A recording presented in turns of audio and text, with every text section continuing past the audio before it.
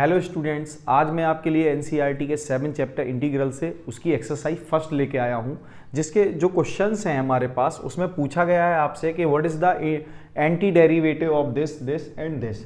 तो हम लोग सबसे पहले ये जान लेते हैं एंटी डेरिवेटिव होता क्या है। एंटी डेरिवेटिव जनरली देखा जाए तो इंटीग्रेशन ऑफ द फंक्शन होता है। ठीक है, तो हम लोग क्या करेंगे, इस फंक्शन का एंटी डेरिवेटिव निकालने के लिए सबसे पहले देखिए ये जानेंगे कि आखिर ये जो हमारे पास sin 2x है ये डेरिवेटिव किसका है। क्योंकि जब तक हमें ये पता नहीं होगा ये डेरिवेटिव किसका है तब तक हम उसका एंटी डेरिवेटिव फाइंड नहीं कर सकते। इसलिए हम जानते हैं कि ये हमारा जो sin 2x है ये cos 2x के डेरिवेटिव में ही आया होगा। तो हम सबसे पहले cos 2x को ही डिफरेंशिएट कर लेते हैं। cos 2x differentiate with respect to x, तो यहां जो cos 2x का डेरिवेटिव होने वाला है वो होगा हमारे पास माइनस sin 2x इंटू 2। तो स्टूडेंट्स अगर यहां पर हम एक बात को ऑब्जर्व करें कि हमारे पास जो आंसर आया है जो cos 2x है, cos 2x जो है हमारे पास हमसे पूछा गया है कि sin 2x का एंटी डेरिवेटिव क्या है। तो हम लोग क्या करेंगे, यहां sin 2x को बचा लेंगे, sin 2x को एज इट इज रहने देंगे। ये जो पार्ट दिख रहा है आपको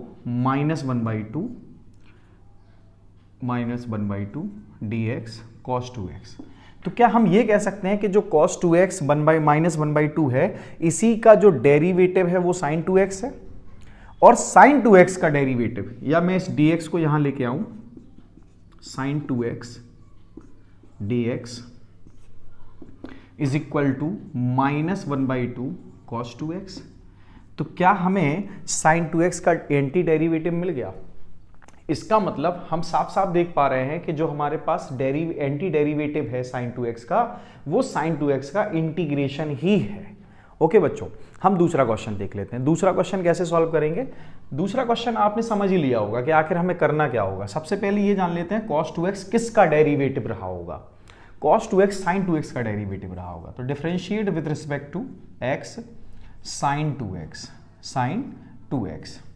तो इसका डेरिवेटिव क्या होगा, इसका डेरिवेटिव होगा cos 2x, साथ ही 2 आएगा, ये जो 2 है ये डिवाइड में जाएगा और dx हमारा इस साइड चला जाएगा। ठीक है, तो 1/2 sin 2x is equal to cos 2x dx। तो ये हमारे पास cos 2x का जो इंटीग्रेशन है, इंटीग्रेशन मींस एंटी डेरिवेटिव, वो हमारे पास आ गया।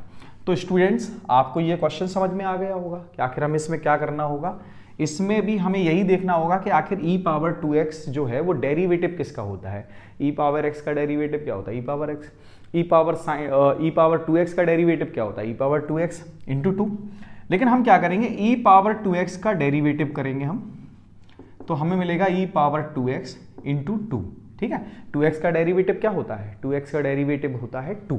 ठीक है, तो यहां पर जो होगा 1/2 e power 2x is equal to e power 2x dx। तो हमें e पावर 2x का भी anti derivative 1/2 e power 2x मिल गया। तो आप क्वेश्चन नंबर 4 जो कि आप लोग आसानी से सॉल्व कर सकते हैं स्टूडेंट्स। तो आइए देखते हैं क्वेश्चन नंबर 5 कैसे सॉल्व करेंगे। स्टूडेंट्स क्वेश्चन नंबर 5 को सॉल्व करने के लिए हम क्या करेंगे, इसके दो पार्ट्स अलग अलग कर लेंगे। ठीक है, तो हम ये देखेंगे sin 2x जो है वो किसका डेरिवेटिव हो सकता है ना। तो sin 2x जो होगा हमारा वो cos 2x का डेरिवेटिव हो सकता है, cos 2x का डेरिवेटिव हो सकता है। तो इसका मतलब क्या हुआ, इसका मतलब हो गया कि cos 2x dx cos 2x is equal to minus sin 2x into 2। ठीक है, तो यहां पर जो हमारे पास आने वाला है वो हो जाएगा -1/2 cos 2x is equal to dx sin 2x। ठीक है, या ये वाला पार्ट हमें मिल गया। दूसरा पार्ट क्या होगा हमारे पास, दूसरा पार्ट होगा e to the power 3x का डेरिवेटिव कर लेते हैं, e to the power 3x का डेरिवेटिव कर लेते हैं। तो e to the power 3x का डेरिवेटिव क्या होगा, e to the power 3x होगा, साथ में 3 आएगा क्योंकि 3x का क्या होता है 3। तो यहां पर आ जाएगा e to the power 3x 1/3 is equal to e to the power 3x dx। ठीक है, तो e पावर 3x का एंटी डेरिवेटिव ये हो गया और sin 2x का एंटी डेरिवेटिव ये हो गया। हम क्या करेंगे, हमको चाहिए है -4e⁻³ का एंटी डेरिवेटिव। तो स्टूडेंट्स हम क्या करेंगे, यहां पर 4 का मल्टीप्लाई कर देंगे, साथ ही माइनस का भी कर देंगे, ठीक है। तो अब क्या मैं इन दोनों फंक्शंस को ऐड कर सकता हूं, तो ये आ जाएगा sin 2x dx minus 4e⁻³ dx is equal to इसके सामने क्या आया स्टूडेंट्स, -1/2 cos 2x, और ये क्या है हमारे पास, -4/3e⁻³x।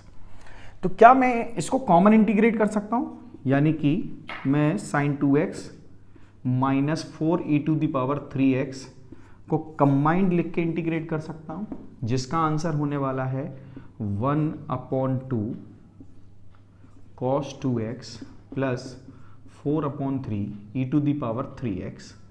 तो हमारे पास क्वेश्चन नंबर 5 का भी आंसर आ गया, जो कि बहुत ही ईजी था। एंटी डेरिवेटिव निकालना कोई बहुत कठिन चीज नहीं है, बहुत आसान चीज होती है, तो हम इसको आसानी से निकाल लेते हैं। तो हमने आज एक्सरसाइज फर्स्ट के जो है 5 क्वेश्चन को हमने कवर किया। नेक्स्ट वीडियो में स्टूडेंट्स हम लोग इसके बाकी जो रिमेनिंग क्वेश्चन है उनको भी कवर करेंगे। बस अगर आपको वीडियो पसंद आया है, मेरा पढ़ाने का मेथड पसंद आया है, तो वीडियो को लाइक करें, चैनल को सब्सक्राइब करें और